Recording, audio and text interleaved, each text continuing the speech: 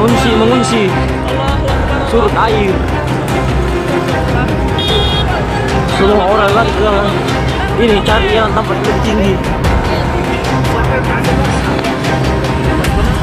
Semua mengungsi semua.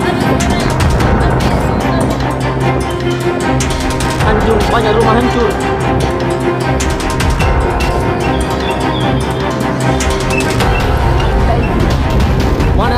Mana Rodi?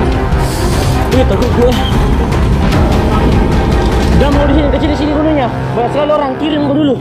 Sebentar itu aku atur ke dimana baku dapat. Allah, astagfirullah Allah, astagfirullah Allah, Allahu akbar Allah. Gimana? Allahu akbar Allah Allah. Ke anu ke daerah Kalapa 7. Juga ngamar, dokter Tobi wadi utuh Allahu akbar. Anda kembali menyaksikan Breaking News Kompas TV bersama saya Friska Clarissa. Saudara, hari ini 2 kali gempa besar mengguncang Majene, Sulawesi Barat. Seperti yang Anda lihat di gambar ini adalah saat detik-detik gempa mengguncang Majene pada hari ini. Gempa pertama, saudara, dirasakan warga pada 14 Januari kemarin yang membuat mereka langsung mengungsi ke hutan. Yang Anda saksikan ini adalah detik-detik saat warga di Majene, Sulawesi Barat mengungsi ke dataran tinggi. Mereka panik saat gempa pertama yang bermagnitudo 5,9 mengguncang Majene, Sulawesi Barat sekitar pukul 13.35 waktu Indonesia Barat. Warga juga sempat semakin panik karena gempa memicu longsor di sejumlah titik. Warga akhirnya memilih mengungsi di dataran tinggi dan BMKG Majene pun mencatat bahwa titik gempa terjadi di 4 km sebelah barat Laut Majene dengan kedalaman 10 km. Gempa ini tidak memicu tsunami sehingga masyarakat diharapkan tetap tenang dan jangan panik. Kami saat ini masih terhubung dengan Musri Mawaleda, Ketua Ikatan Ahli Geologi Indonesia Pemda Sulawesi Sulselbar. Selamat sore, selamat bergabung kembali Pak Musri. Nah, sore Friska. Ya, Pak Musri, boleh tolong dijelaskan tadi pagi BMKG atau tadi siang BMKG menyatakan bahwa agar masyarakat sebaiknya menghindari daerah gunung dan pantai. Dalam kondisi seperti ini, apa yang masyarakat bisa lakukan dan mengapa kondisi itu bisa dibaca? Ya, tentu saja saat ini tidak ada yang wajib kita perhatikan adalah kecuali apa yang disampaikan secara resmi oleh BMKG, karena BMKG telah memiliki data-data empirik, melakukan pemodelan-pemodelan dan telah memiliki analisa-analisa dan perhitungan-perhitungan yang terjadi pada setiap terjadi peristiwa bencana, terutama bencana gempa seperti ini. Kenapa diminta untuk tidak terlalu menghindari daerah-daerah ketinggian? Tadi sudah di intro berita tadi saya dengar bahwa memang itu akan memicu terjadinya longsor. Nah, longsor ini tentu saja rawan di daerah-daerah tebing tentunya atau daerah ketinggian. Karena daerah-daerah gempa ini pada umumnya juga tanah atau batuan-batuan itu tidak stabil. Oleh karena itu, jangan sampai masyarakat berbondong-bondong lari ke ketinggian, tetapi yang justru yang terjadi malah bencana geologi lainnya seperti gerakan tanah atau longsor. Ini juga kita harus waspadai. Nah, ke depan memang apalagi dengan disertai dengan musim hujan seperti ini, musim penghujan.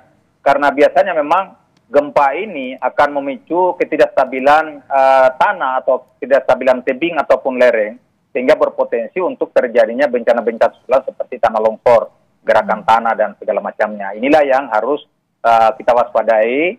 Dan sebelum itu saya lupa, Friska, saya atas nama Ketua Ikatan Ahli Geologi Indonesia menyampaikan rasa prihatin dan duka yang mendalam terhadap peristiwa bencana ini, karena bagaimanapun tentu saja para ahli geologi tentu terus berusaha untuk melakukan mitigasi semampu mungkin untuk dapat memberikan anakku dalam sini kasih tolong kak. Anakku dalam sini kasih tolong kak. Masa berapa orang Pak ini Pak? Anakku pengen kasih sama. Anakku pengen kasih. Siapa nama tadi? Angel. Siapa itu di sebelah tak? Catering. Masih bernapas sih? Masih ada suaranya, tapi susah Mi. Oh iya, sabar. Masih mungkin minum dek? Ini sementara di bawah. Enggak Mi, sebentar. Sementara kita usahakan ini. Jalan KS Tubun 3. Baru ini yang pertamanya yang saya lihat. Ada juga di atas itu terjepit kakinya kasihan. Sudah 4 orang yang kelihatan, tapi susah diangkut karena tidak ada alat berat. Dapat memberikan informasi yang sebaik-baiknya kepada masyarakat dan para stakeholder lainnya, terutama yang berkaitan dengan keselamatan jiwa dan maupun keselamatan dari harta benda ataupun bangunan-bangunan teknik yang dilakukan oleh pemerintah. Ya, jadi itu kenapa harus hindari laut? Sebenarnya begini, soal peristiwa gempa yang diikuti dan tsunami. Secara kearifan lokal, masyarakat pantai biasanya mereka sudah memiliki suatu cerita turun-temurun ataupun pengalaman. Mereka mengetahui ada cerita-cerita yang mungkin dulu tidak ilmiah, tapi sebetulnya itu berdasarkan pengalaman, karena ilmu juga itu sebetulnya berdasarkan catatan-catatan observasi ataupun catatan-catatan pengalaman empirik yang lama.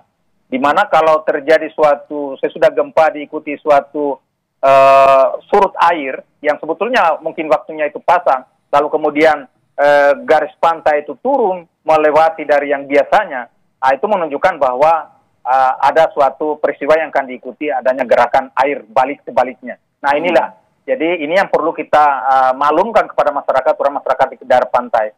Apabila setelah terjadi gempa dan melihat ada pergerakan air turun, semacam surut yang seharusnya tidak terjadi dan cepat terjadi, maka sebaiknya segera menghindari daerah-daerah pantai, terutama pada daerah yang rendah. Itu ciri. Nah biasanya bahkan ikan-ikan pun kadang-kadang kekeringan saking cepatnya air turun. Nah itu suatu karakter di mana akan diikuti suatu tsunami. Tapi kita bersyukur bahwa gempa ini tidak berpotensi itu, dan ternyata memang sampai sekarang kita tidak mendengarkan atau tidak terjadi itu. Gempanya terjadi semalam pada pukul 1 sekitar 1.52. Pak Musri, kalau kita lihat kondisi sekarang, gunung dianggap kalau bisa dihindari. Begitu pula dengan pantai. Daerah mana yang bisa kita katakan tengah-tengah untuk mengantisipasi ke depannya, apakah akan ada gempa susulan atau tidak ke depannya, Pak Musri?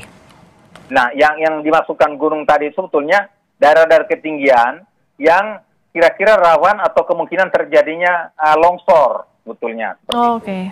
Nah, sepertinya masyarakat sudah sangat paham itu. Tinggal memang karena kepanikan, itulah yang kita minta kepada masyarakat untuk tidak panik.